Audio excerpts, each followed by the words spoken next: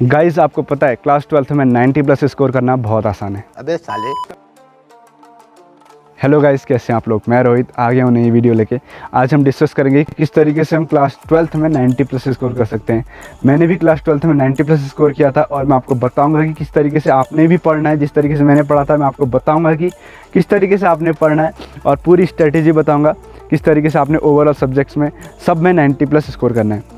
अगली वीडियो में लाऊंगा फिजिक्स के लिए कि आपने फिजिक्स के हर पॉइंट को कैसे पढ़ना है, फिजिक्स के जैसे डेरिवेशन को किस तरीके से सॉल्व करना है और फिजिक्स में थ्योरी को कैसे पढ़ना है और फिजिक्स का रिवीजन कैसे करना है और फिजिक्स के जो इम्पोर्टेंट क्वेश्चन है उसको कैसे सॉल्व करना है। ये सब अगली वीडियो में आएगा।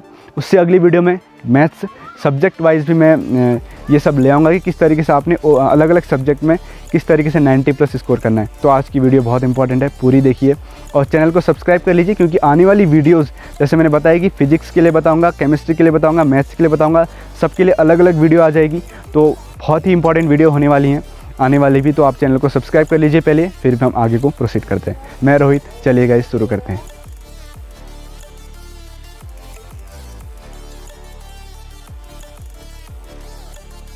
देखिए मैंने इसको 3 ब्लॉक में डिवाइड कर रखा है और आपको भी वैसे ही पढ़ाई करनी है 3 ब्लॉक के हिसाब से। पहला ब्लॉक जिसमें हम फरवरी तक अपना कोर्स कंप्लीट करेंगे, फरवरी एंड तक अपना कोर्स कंप्लीट करेंगे। आपको पता है टीचर्स लोग कहते हैं कि दिसंबर तक कोर्स कंप्लीट करो, लेकिन रियलिटी ये होती है कि होता नहीं है। हमें भी पता है कि पूरा हो नहीं पाता दिसंबर तक। तो हम क्या करेंगे, फरवरी लास्ट तक हम अपना कोर्स कंप्लीट करने की कोशिश करेंगे। जैसे ही हमारा कोर्स कंप्लीट होता है आप मुझे बता दीजिए अगर आपका किसी टॉपिक में प्रॉब्लम आ रही है। मान लेते हैं फिजिक्स में, सेमीकंडक्टर में, ऑप्टिक्स में, इलेक्ट्रॉनिक्स में, इनमें से और किसी में भी, मैग्नेटिक्स में, इसमें किसी में भी अगर आपको प्रॉब्लम आ रही है तो आप मुझे कमेंट करके बताइए। मैं आपके लिए शॉर्ट सीरीज ले आऊँगा ताकि आप जो टॉपिक है उसे अच्छे से समझ पाएँ। तो हमने क्या करना है, फरवरी एंड तक अपना कोर्स कंप्लीट करना है। हमारा पहला ब्लॉक कंप्लीट हो जाएगा। फिर आते हैं सेकंड ब्लॉक पे। मैंने भी पहले अपना कोर्स कंप्लीट किया। फिर आते हैं पेपर सॉल्विंग। जैसे पुराने पास्ट ईयर के जो पेपर्स होते हैं आपने वो कलेक्ट करने हैं, या फिर आपकी बुक भी आती थी हमारे टाइम पे तो बुक भी लेनी है आपने, ठीक है, बुक भी ले सकते हैं। और या फिर आप पेपर्स भी कलेक्ट कर सकते हैं अपने, और सारे पेपर्स को आपने कलेक्ट करके रख लेना है, ठीक है। पहला ब्लॉक कंप्लीट। सेकंड ब्लॉक में मैंने बताया कि आपको पहले क्या करना है, पेपर्स को कलेक्ट करना है। पेपर्स को जैसे ही कलेक्ट करेंगे आप तो आपने क्या करना है, मान लेते हैं 2010 की बात करते हैं तो 2010 के जो पेपर है, मान लेते हैं फिजिक्स की बात करते हैं तो फिजिक्स या फिर कोई भी सब्जेक्ट मान लेते हैं, आपने फिजिक्स के क्वेश्चन सॉल्व करने शुरू करने हैं मार्च में। कब? मार्च में। पहला ब्लॉक कंप्लीट, हमने कोर्स कंप्लीट कर लिया। अब बारी आती है मार्च में। मार्च में क्या करना है आपने, पेपर सॉल्व करने हैं। पेपर सॉल्व कैसे करना है आपने, मान लें 2010 का पेपर है तो 2010 का आज सुबह बैठिए 2.5 घंटे 3 घंटे। अब पहले आपको स्टार्टिंग में जितना भी टाइम लेते हैं आप लीजिए, आप पहले पूरा पेपर सॉल्व करिए, ठीक है। आपने 2010 का पेपर आज सॉल्व करा, मान लेते किसी भी सब्जेक्ट, आपने हिंदी ले लिया, चलो मान लेते इंग्लिश ले लिया, फिजिक्स ले लिया, केमिस्ट्री ले लिया, कोई भी सब्जेक्ट ले लिया, आपने बैठना है सुबह और पेपर सॉल्व करना है। फिर आपने क्या करना है, एनालाइज़ करना है कि उस पेपर में आपसे कौन कौन सी गलती हुई है। मान लेते हैं कोई डेरिवेशन फिजिक्स में आपसे पूरा नहीं हो पाया, आपको नहीं आया, तो आपने उसको टिक कर लेना है और उसको नोट कर लेना है। फिर आपने क्या करना है, अपने नोट्स से या फिर कोई भी स्टडी मटेरियल आपके पास है या कोई बुक है तो वहाँ से उसको समझना है, उस डेरिवेशन को, और उसको अच्छे से सॉल्व करना है, ठीक है। उसको फिर आपने, मान लीजिए कोई क्वेश्चन है लर्न करना है तो फिर आपने उसको लर्न करना है। आपका जो सेकंड ब्लॉक में आपका यही रहेगा। पूरे मार्च में हम सिर्फ पेपर सॉल्व करेंगे। मान लेते 2010 का आपने ख़त्म कर लिया। फिर आना आप 2011 में, 2011 का पेपर सॉल्व करना। आप देखेंगे कि पहले से इम्प्रूवमेंट हो जाएगा। वैसे ही आपने कोर्स तो कंप्लीट कर ही लिया है, उसके साथ साथ पहला पेपर भी सॉल्व कर लिया जिसमें जो डेरिवेशन नहीं आ रहे थे, मान लेते हैं डेरिवेशन या फिर कुछ और क्वेश्चन अगर आपको नहीं आ रहे थे तो आपने उसको टिक कर लिया और उसको नोट करके उसको लर्न कर दिया। मान लेते हिंदी की बात करते तो हिंदी में आपने क्वेश्चन को लिखा, ठीक है, उसके बाद उसको लर्न कर लिया। पहला जो टारगेट था 2010 का आपका ख़त्म, 2011 में आना है, 2011 के पेपर सॉल्व करने, वैसे ही सुबह बैठना है। आप ऐसे कर सकते हैं, मैं नहीं कह रहा कि दिन भर पेपर आपने सॉल्व करने। आप हो सकता है आप इंसानी है, मुझे ही पता है, मैं भी आपके भाई जैसा हूँ, मुझे ही पता है कितना सॉल्व हो पाता है। तो आप एक काम करिए, एक दिन में 2 या 3 पेपर ही सॉल्व करिए, 2 पेपर करिए, ठीक है, और उसके बाद उनको एनालाइज़ करिए। एनालाइज़ करना बहुत ज़रूरी है कि कौन कौन से क्वेश्चन आपके गलत हैं उसमें।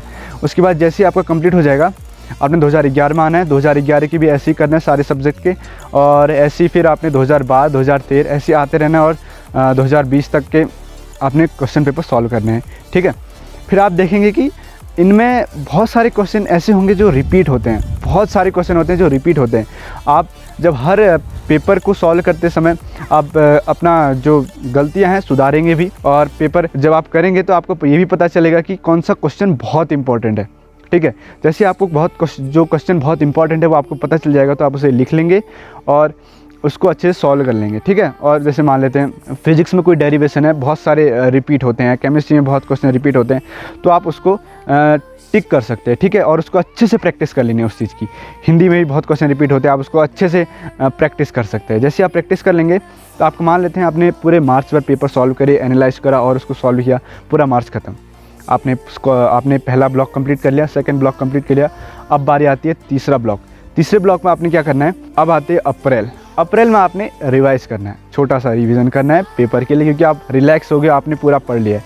अब आपने अप्रैल में क्या करना है, जो इम्पॉर्टेंट क्वेश्चंस हैं, ठीक है, जो बहुत आते हैं, उनको आपने रिवाइज़ करना है। ठीक है, आप देख सकते हैं, आप अगर मास्टरमाइंड भी होती हैं, ठीक है, मास्टरमाइंड में भी आप देख सकते हैं जिसमें लिखा होता है कि ये 2010 में आया था, 2011, 2014, 2016, किसी में तो क्या लिखे रहते हैं कि 4 साल से रिपीट हो रहा है। तो आप उस क्वेश्चन को ज़्यादा फोकस कर सकते हैं और उस क्वेश्चन को अच्छे से पढ़ सकते हैं। ठीक है, आपने क्वेश्चन सॉल्व करते समय तो कर ही लिया होगा, फिर आपने अप्रैल में क्या करना है, पूरा रिवाइज़ करना है।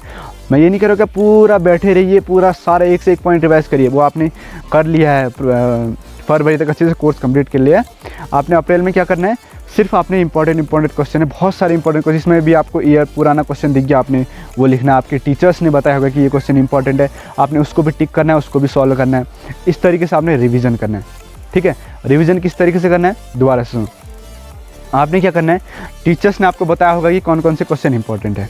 ठीक है, अगर आपको नहीं पता है तो आप मुझे बता दीजिए कमेंट में, मैं आपके लिए ले आऊँगा कि कौन से चैप्टर में कौन सा क्वेश्चन इंपॉर्टेंट है और कौन से टॉपिक बहुत इंपॉर्टेंट है। तो आप मुझे कमेंट करके बता दीजिए, मैं आपके लिए ले आऊँगा। ठीक है, अब बात करते हैं, आपका 3 ब्लॉक कंप्लीट हो गए। ठीक है, पहला ब्लॉक आपने कोर्स कंप्लीट करना था फरवरी एंड तक, और सेकंड ब्लॉक आपने क्वेश्चन पेपर सॉल्व करने थे मार्च में पूरे बैठकर और उनको एनालाइज करना था। आपका सेकंड ब्लॉक कंप्लीट। अब बारी आती है तीसरा ब्लॉक, जिसमें आपको पूरे अप्रैल में रिवीजन करना है। किन क्वेश्चन का, बहुत इंपॉर्टेंट क्वेश्चन का, जिसमें भी आपको दिख जाता है मास्टरमाइंड में भी कि ये क्वेश्चन इतने ईयर में आया था, तो उसको भी रिवाइज करना है। और जो बहुत इंपॉर्टेंट मान लेते हैं, कोई डेरिवेशन है तो डेरिवेशन तो करने, जो इंपॉर्टेंट तो करने छोड़ने ही नहीं है वो। ठीक है, जैसे आपका अप्रैल ख़त्म हो जाएगा, बस 1 मई से मान लेते हैं 4 मई को आपका हिंदी का पेपर है, तो 1 मई से हिंदी का रिवीजन करिए 4 दिन तक। फिर आपको कुछ दिन का गैप और मिलेगा, आप उस बीच में उसका प्रैक्टिस करिए। आप देखेंगे कि आपका जो इम्प्रूवमेंट है बहुत हो जाएगा। ठीक है, तो इस तरीके से आपने पढ़ाई करनी है।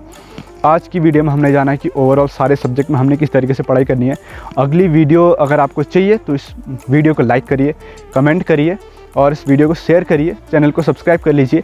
अगले वीडियो में मैं लाऊंगा कि किस तरीके से आपको फिजिक्स में, ठीक है, फिजिक्स का एक एक पॉइंट डिस्कस करूंगा कि कैसे आपने पढ़ना है, कैसे आपने रिवीजन करना है, कैसे आपने पेपर सॉल्विंग करनी है और कैसे आपने फरवरी तक कोर्स कंप्लीट करना है। अगली वीडियो आएगी कि हम किस तरीके से फिजिक्स को पढ़ सकते हैं, किस तरीके से फिजिक्स का रिवीजन कर सकते हैं, किस तरीके से फिजिक्स में 90+ स्कोर कर सकते हैं।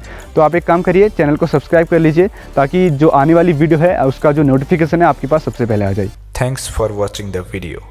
Do subscribe the channel and hit the bell icon. Thank you so much.